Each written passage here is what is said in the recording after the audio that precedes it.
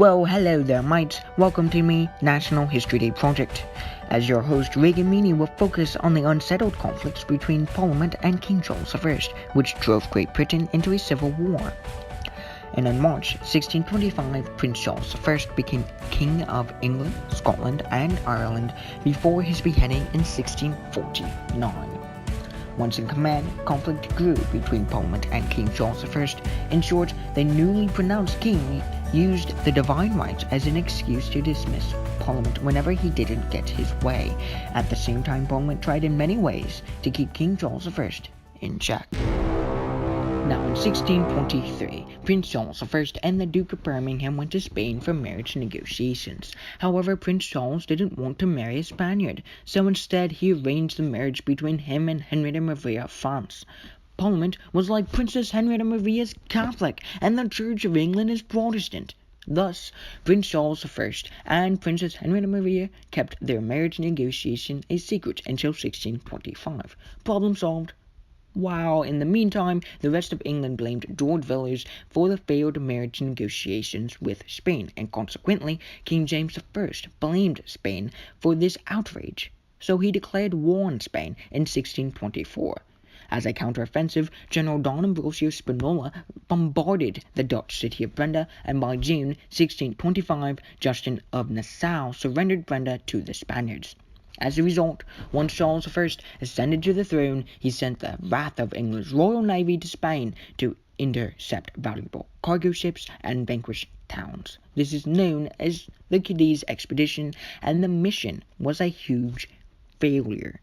Therein lies the conflict. Parliament, enraged by this failure and upset by the marriage scandal, began the process of impeachment. Meanwhile, disputes arose between the MPs, members of Parliament, about the King Charles I's behaviour towards the Church of England. Thus, King Charles I dismissed Parliament before any of the MPs made their decisions.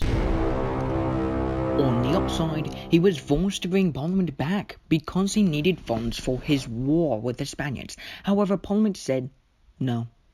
So he dismissed that Parliament and just made a new one. In 1626, King Charles I started enforcing a dormant law called the Distract of Knighthood. King Charles I shouted from the top of his lungs, "I know you don't know this law exists, but off to jail you go or pay the fine." And now King Charles I has his funds. Problem solved. But Parliament, enraged by this action, did a vote to grant a subsidy of £140,000. And you ask why? Here's why. The House of Commons agreed to allow the king to collect tonnage and ponage, but only for a period of 1 year. In this manner, the House of Commons tried to keep a check on Charles's power by enforcing him to seek the renewal of the subsidy each year. Ha-ha! As a counterattack, King Charles's allies in the House of Lords, led by the Duke of Birmingham, refused to pass the bill. And onwards and upwards, the war with the Spaniards was not going well. So the king shouted across the English Channel and said, "White Flag Nation, help us!" But the French politics had changed under Cardinal Richelieu, and the French betrayed England. So, by June 1626, Charles I said, "Let's help the Huguenots rebel against the French." So, he once again sent the wrath of England's Royal Navy to the Huguenots' last major stronghold. But the Frogs had set up a blockade, and the battle became famously known as the Siege of La Rochelle. From this new war against France, King Charles I needed more money, and he looked towards Parliament to grant him the funds to wage his war. However, Parliament surprisingly said yes. And here's the catch. He was to sign the Petition of Right of 1628, which will restrict the king's power. So the king, being desperate, he signed it, but he also ignored it as if it didn't exist. And by 1629, Parliament held secret meetings and began drafting the 3 resolutions. But Charles believed in his divine right, thus refusing to comply with parliamentary demands. He dismissed Parliament, ruling on his own for 11 years, resulting in yet another failed compromise. During the 11-year tyranny, King Charles I introduced a feudal tax in 1635 known as ship money. As a result, many resisted to pay this tax, and off to jail they went. With a change of heart, King Charles started to reform the Church of England to be more traditional, like Catholicism. In 1633, he appointed William Laud to Archbishop of Canterbury. William Laud started a series of unpopular changes to the Church of England, such as enforcing the Book of Common Prayer into the Church of England's liturgy. And to chastise those who didn't accept these reforms, King Charles used the two most feared courts in the land, the Court of High Commission and the Court of Star Chamber.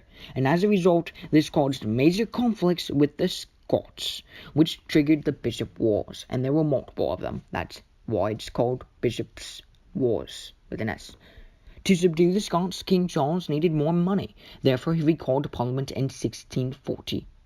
He asked Parliament, saying, "Give me more money," and the House of Commons agreed to allow King Charles to raise the funds for his war.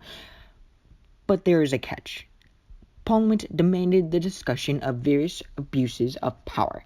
Neither of the sides gave ground on this matter, of course, and eventually Parliament was dismissed 3 weeks later. Thus, Parliament became known as the Short Parliament. And King Charles I fought the Third Bishops' War, which ended with the Treaty of Ripon.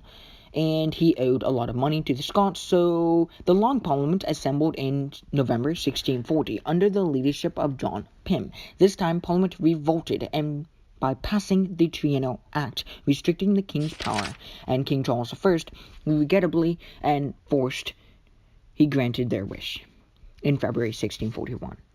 But that was not enough. In May, Parliament proposed an even more far-reaching act, which provided that Parliament could not be dissolved without its own consent, and of course, being forced, King Charles I agreed. So without delay, King Charles I started compromising for once, and by agreeing to the Bills of Attainder, authorizing the execution of Thomas Wentworth and William Laud.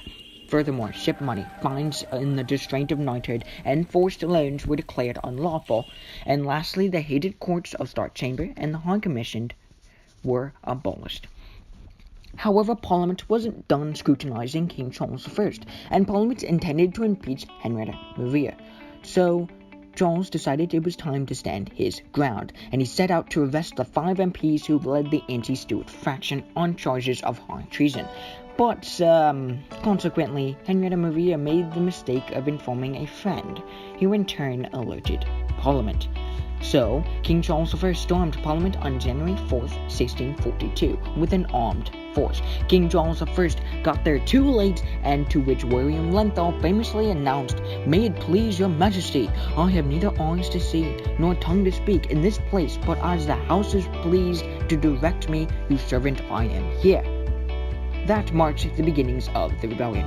So, on the flip side, Parliament now believes King Charles I had started a civil war, and the two groups formed. The Roundheads, who supported Parliament, and the Cavaliers, who supported the king.